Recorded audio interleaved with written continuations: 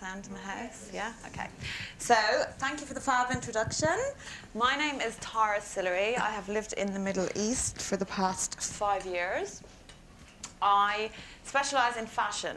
I work for MTV and also on TV networks in LA.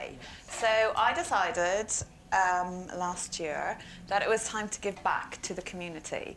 I kind of had enough of pointless selfies on Instagram and you know, the industry I work in can be very, very fake. So I wanted to show the real side to me and to what I am all about. So, which is the clicker one for this one? To the right? Sorry. Sorry. Okay. Yeah. So, I started going to Syrian refugee camps because I work in Lebanon quite a lot with MTV. And there was a lot of propaganda about refugees and they have no homes, no food, etc., etc. So I was contacted by UNICEF to go and visit the camps, which I did. And it sounds corny and cheesy and very cliche, but my life totally changed forever. And I have some videos and pictures to show all of you because I want all of your lives to change as well when you see them. Because these children affect you so much. I get really passionate about it, so I might tear up. But I will show you. These kids are basically, they have no homes, some of them no shoes, no food. This little boy, his name is Amjad, is an angel. See his eyes? This picture went viral, actually. National Geographic contacted me when they saw this, because he's just amazing. And that's Rasha. She's 3. The love that they give is, you can't describe it. They just come running to you, jump on you,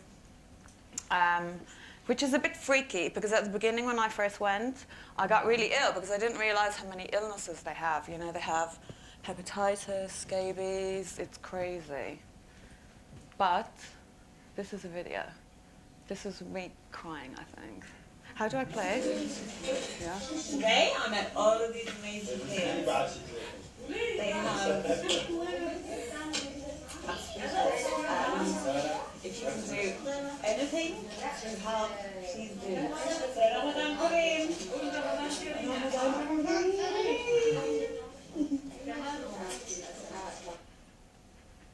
That was during Ramadan when I went to visit the tents. How do I do here? Sorry. I had a lot of people come with me and take photographs and to document it all, because I'm making a book on the refugees, photographs. It's a bit crazy. I came up against a lot of criticism. They were like, why is a crazy Irish blondie in the middle of a refugee camp? You can get kidnapped. My mother guarantees me no one would ever kidnap me, though. But it's an experience that totally changed my life. And these kids, they have nothing. You know, I'm so passionate about them. Some of them are so sick. They're so ill. They have so many diseases because they're Syrian. They do not get medical help. They get refused. We had vouchers for food for them, but Lebanese people were taking them off them and selling them for it's horrific, you know. So I just think, I've lived in the Middle East. I want to give something back to the Middle East, you know. And I think I'm lucky. I work in media. People tend to pay a bit of attention if an apparent fashionista talks about refugees. You know, they have nothing. But some of my refugees are the trendiest because they walk around in Dior and D&G. So some of my friends donate to them. But it's just, you know, you give them the tiniest of things like chips or chocolate, and the love that they give you back is crazy, crazy, crazy, crazy. And some of my friends that I have brought there, they like cry. They're like, you've totally changed my life, which is very rewarding for me. This is Andree. Actually, this is the picture that when he cut his hair because he had lice, which made me freak out, and he got an earring. This is the picture that National Geographic he did. I was like, oh my god. And this is Rasha again. They just cling to you. You can't, like, you have to pull them off. When I leave, she throws herself on the ground, screaming and crying. It's so sad. And there's also a lot of, to adopt one of these children, there's a lot of people with, you know, no kids. I want to, in my charity, which I'll move on to, this poor woman, Haram, she is 95. She broke her back. She can't move. So she's been on the floor for 2 years in a camp at the border. And it's so, you know, like at Christmas, you saw so many pictures all over Facebook and Instagram about they have no clothes, they're in the snow. And if you notice the trend now, there's no pictures, huh? So the reason I am doing this is because we need help 365, these people, they need help 365 days a year, not just at Christmas. And I respect everyone that gives clothes and blankets and whatever at Christmas, but I was there on Sunday, and we still have the disaster after Christmas. You know, there's still snow in the campsites, some of their tents have fallen down. So these people, during the Christmas, imagine it's minus 10 degrees and snow is probably 5-6 inches. So it's horrific, really, really bad. This is an example of...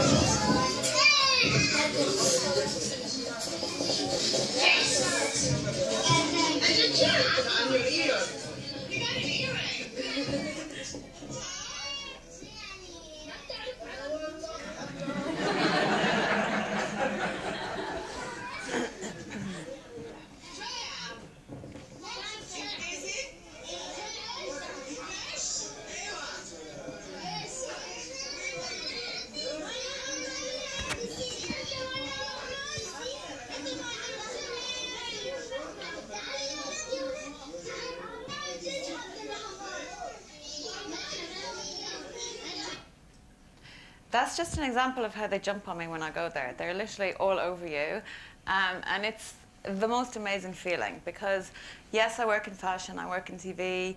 You can have, you know, the best clothes, the best shoes, the best jewelry, but for me, nothing compares to they give me their best, you know. It's an amazing experience. So that's why I want everyone here. It's so easy to do something small. You know, it's 10 KD could feed, we have 22 tents in one of the campsites. In one of our campsites, 10 KD could basically feed a family of 11 for a whole week. It's crazy. You know, some of my friends, they're like, oh, we don't have much money to give. We feel embarrassed if it's not a huge amount.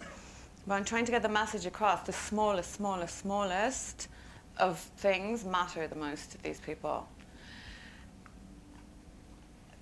So moving on to why I set it up. Initially it was for Syrian refugees, but then I got criticized quite a lot in Lebanon because they were like, you know, a lot of Lebanese people are homeless, a lot of our children are uneducated, why are you not helping us? But there's only one of me, I can't do everything. So I have two amazing, a husband and a wife, who have joined me.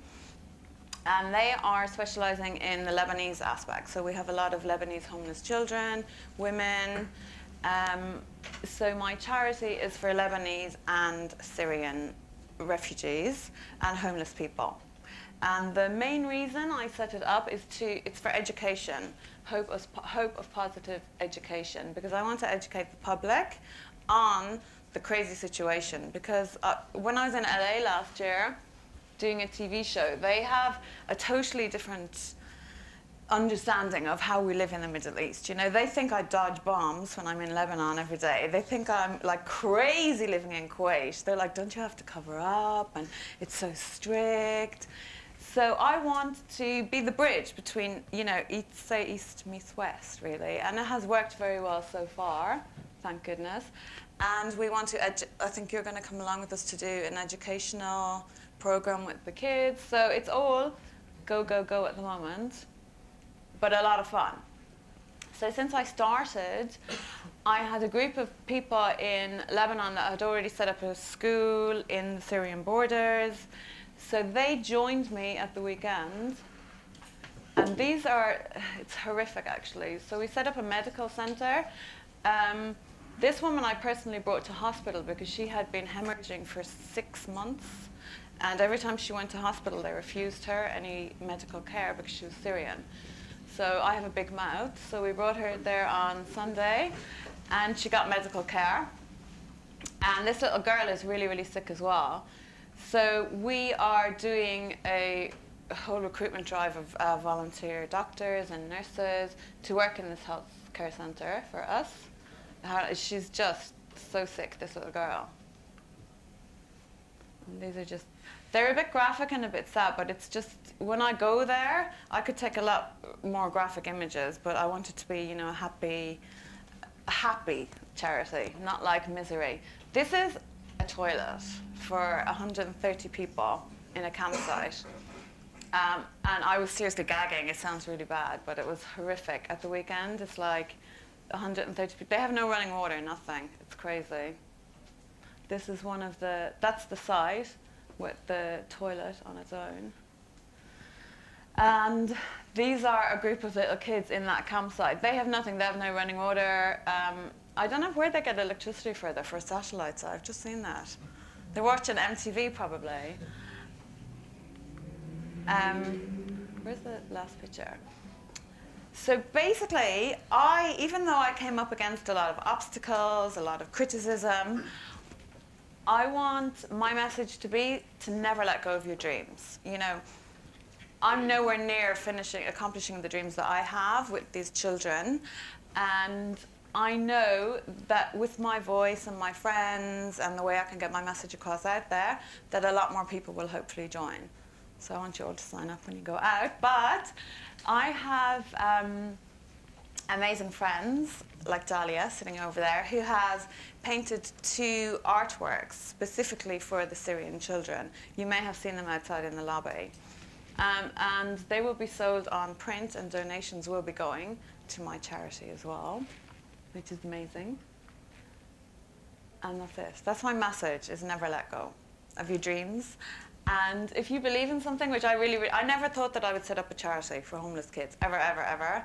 But when you go there and you see how these children touch you and touch your heart, it makes you want to really do something to change. So.